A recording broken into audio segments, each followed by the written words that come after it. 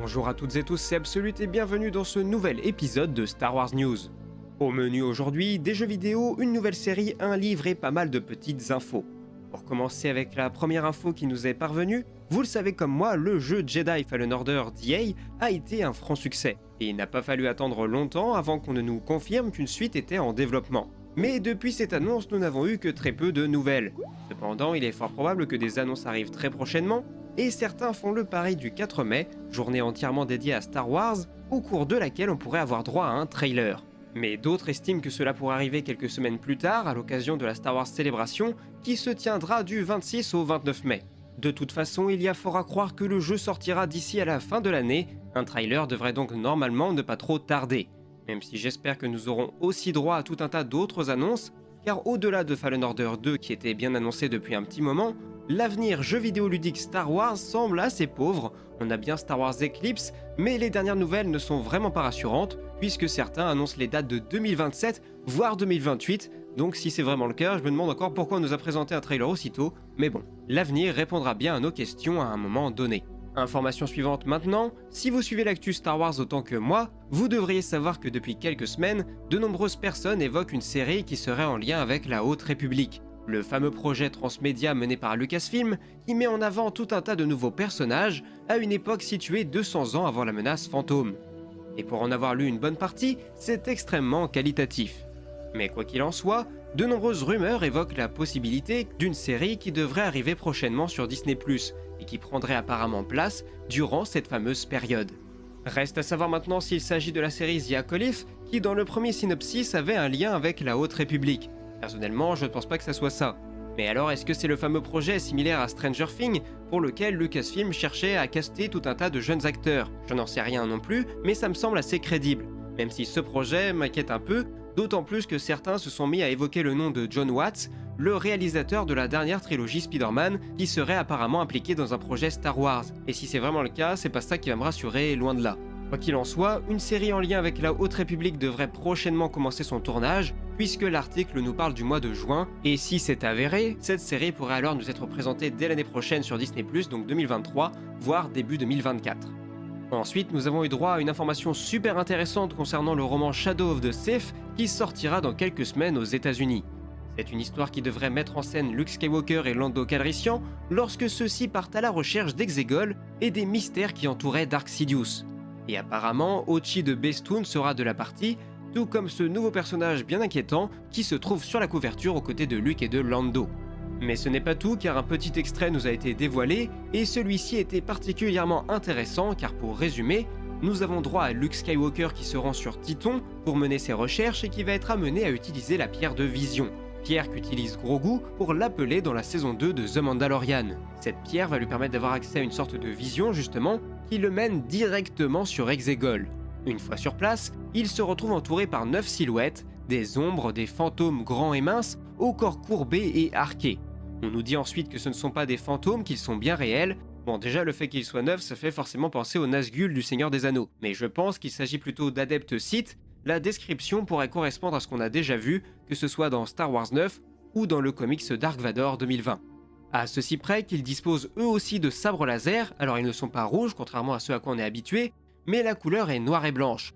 On est donc plus proche du Darksaber. Et pour le coup, ça comme image, ça me fait un peu plus penser à la couverture d'un numéro de Dark Vador 2020, même si on s'était ensuite rendu compte en lisant le chapitre en question que les adeptes n'avaient pas du tout de sabre laser. À voir donc si c'est bien réel ou si ce n'est qu'une simple illusion. Après cela, nous avons Luke qui se retrouve en bien mauvaise posture et c'est à cet instant précis qu'une nouvelle lumière aveuglante explose et laisse apparaître un nouveau protagoniste, un homme portant une bure et tenant un sabre à la lame bleutée. Un être qui n'était pas Ben Kenobi, mais un être qui était suffisamment puissant pour que les 9 spectres reculent face à ce nouvel adversaire. Une fois la menace écartée, l'être encapuchonné se retourne, relève sa capuche et tend sa main vers l'homme qui est son fils. Vous l'aurez compris, l'homme qui est apparu n'est nul autre qu'Anakin Skywalker. Luke accepte alors la main qu'il lui tend et d'un seul coup, tout devient blanc. Alors, vous en avez pensé quoi? Ce n'était qu'un petit résumé d'un tout petit extrait, mais c'est quand même plutôt enthousiasmant. Perso, j'ai très hâte de découvrir cette histoire, surtout si en plus ça vient corriger les défauts des films, ou tout du moins si ça les atténue, ou si ça cherche à les expliquer. Même si bien sûr je suis d'accord, un film doit se suffire à lui-même pour être compris. Si un film a besoin qu'un ou des ouvrages extérieurs viennent expliquer des éléments pour le rendre cohérent, c'est que le film a mal fait son travail. Mais bon, on n'est pas là pour encore se refaire un éternel débat sur la postlogie. Enfin, nous avons quelques informations concernant les premiers invités que les plus chanceux d'entre nous pourront retrouver à la Star Wars Célébration. Sont ainsi confirmés l'acteur Ian McDiarmid, interprète de l'empereur Palpatine, Ashley Eckstein, qui prête sa voix à Ahsoka Tano dans The Clone Wars et Rebels, ou bien encore Anthony Daniels, l'acteur de C3PO. Et en dehors des acteurs, nous savons que Doug Chiang, l'un des plus grands créateurs artistiques de la saga, sera présent, tout comme Steve Sansweet, l'homme qui, d'après le Guinness Book des records, a la plus grande collection d'objets en lien avec Star Wars. Donc voilà tous les noms qui sont confirmés pour le moment, même si j'espère que d'autres tels que ceux d'Aiden Christensen ou d'Ewan McGregor viendront s'ajouter à la liste, étant donné qu'il y a Kenobi qui sort plus ou moins en même temps, ce serait bête de pas surfer sur cette vague. Mais bref, j'imagine que comme d'habitude, l'événement sera présenté en direct sur les réseaux sociaux. Si c'est le cas, il n'est pas impossible que je vous caste ces événements, afin qu'on découvre tous ces différents panels et possiblement les nouvelles annonces tous ensemble. Et si c'est le cas, cela se passera bien sûr sur ma chaîne Twitch. D'ailleurs, de la même manière, pour fêter la sortie du jeu Lego Star Wars la semaine prochaine, je pense que je streamerai mes débuts sur le jeu une fois que je l'aurai installé. Ça se passera aussi sur Twitch, mais je vous préviendrai dans l'onglet communauté de la chaîne YouTube ou sur mes réseaux sociaux. Et nous allons dès à présent pouvoir passer à la rubrique communauté. Et j'ai aujourd'hui 2 comptes Instagram à vous présenter, et nous avons tout d'abord le compte d'un abonné, LegoMock974, qui a un compte à peu près similaire au Trooper Écarlate que je vous avais présenté la semaine dernière. Même si ici on aura plus affaire à des constructions en Lego, plutôt qu'à des mises en scène dans la nature, mais c'est tout aussi sympathique. Et enfin, nous avons aussi le compte Insta Star Wars Black Series, qui met en scène les célèbres figurines Hasbro, et je vous avoue que là il y a certaines photos qui sont juste magnifiques, donc c'est vraiment un compte que je vous recommande de suivre. Sur ce, cette vidéo est à présent terminée, j'espère que ce nouvel épisode vous aura plu, je vous remercie pour le superbe accueil que vous avez fait à l'épisode précédent. D'ailleurs, on reviendra très bientôt sur l'affaire Mace Windu, cette semaine ou la semaine prochaine. Je devais en parler dimanche dernier, je sais, mais j'ai préféré décaler pour prendre plus mon temps pour écrire cette vidéo. Et puis en plus, vous avez eu Sidemall qui a sorti de son côté une vidéo sur le sujet, donc à peu de choses près, vous avez failli avoir 2 vidéos traitant de la même chose le même jour. Donc j'ai bien fait d'annuler d'une certaine manière, ça vous évite la redondance trop rapidement. Mais j'espère que la mienne complétera la sienne. Mais vous découvrirez ça très prochainement et je vous tiendrai bien sûr au courant sur les réseaux sociaux. Et voilà ce qu'il en est pour ce 3e épisode de Star Wars News, j'espère que cette émission continue de vous satisfaire.